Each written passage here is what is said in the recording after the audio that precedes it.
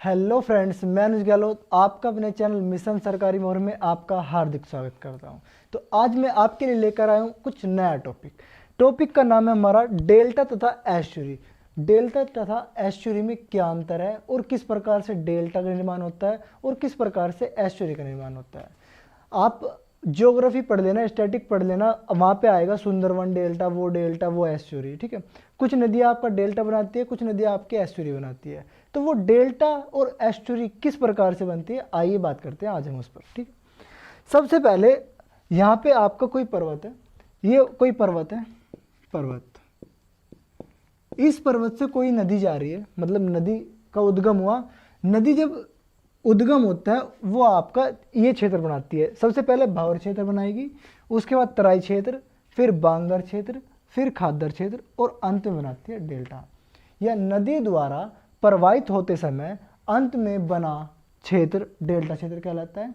उसके बाद देखो, जब यहाँ से हमारी कोई भी नदी प्रवाहित होगी तो ये इस चट्टान से कुछ अवसाद, कंकड़, पत्थर, ईंट लेकर चलेगी। लेकर चलने के बाद कुछ इस प्रकार से आएंगे अवसाद, पेड़ पौधे, जीवाश्म, और वे धीरे धीरे आकर अंत में यहाँ पर जमा होने स्टार्ट हो जाएंगे।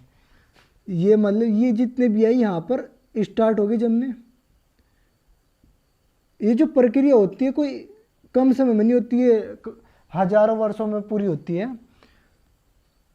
धीरे धीरे यहाँ पे क्या हो गया, जितने भी अवसाद है यहाँ पर जमा हो गए।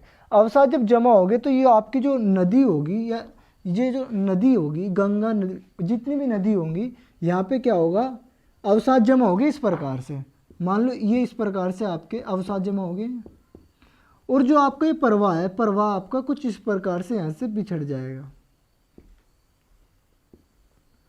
अनेक शाखाओं में यहाँ से प्रवाह क्या होगा आपका इस प्रकार बिखर जाएगा, और जो इसका वेग होगा, इस नदी का वेग आपका कम हो जाएगा, और ये फिर यहाँ पर समुद्र में मिल जाएगा,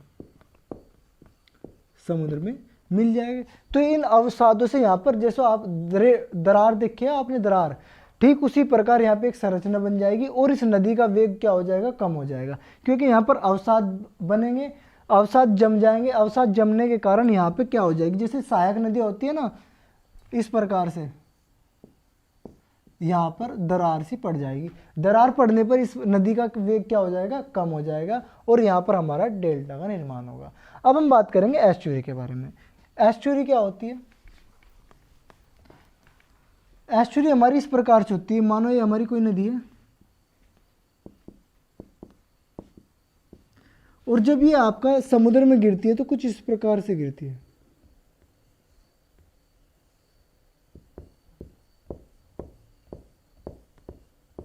यहां पर क्या है, आपका समुद्र है, ये आपकी कोई भी नदी, और ये आपका समुद्र।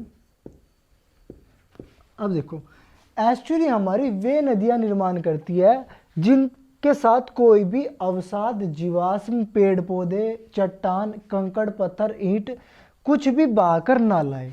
उनके द्वारा हमारा किसका निर्माण होता है, एस्चुरी का। और जो नदी अपने साथ कंकड़, पत्थर, जीवाश्म, रेत, पेड़ पौधे जितने भी अवसाद लाती है, उनसे बनेगा डेल्टा। और उन नदियों से बनेगा जो कोई भी चीज़, अवसाद, कंकड़, पत्थर, ईंट, पेड़ पौधे कुछ ना लाए अपने साथ बहाकर, उनसे बनेगी एस्चुरी। तो अब हम बात करेंगे डेल्टा बनाने वाली नदियाँ और एस्चुरी बनाने वाली नदियाँ। तो डेल्टा वाली हमारी जितनी भी बंगाल की खाड़ी में गिरती है, जैसे कि आपका गंगा, यमुना, इस प्रकार की जितनी भी आपकी बंगाल की खाड़ी में नदियाँ गिरेगी, वे बनाएगी आपके डेल्टा। ठीक उसी प्रकार यहाँ पर हमारी नर्मदा, ताप्ती,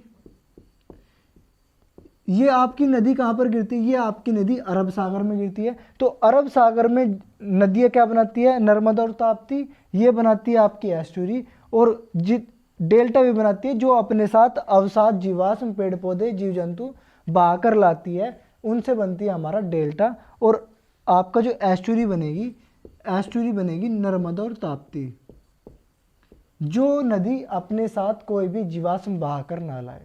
तो ये था हमारा डेल्टा तथा एस्चुरी में अंतर। तो आई होप आपको समझ आया होगा। यदि आपको वीडियो पसंद आए तो लाइक करें, शेयर करें और चैनल को सब्सक्राइब करें। धन्यवाद।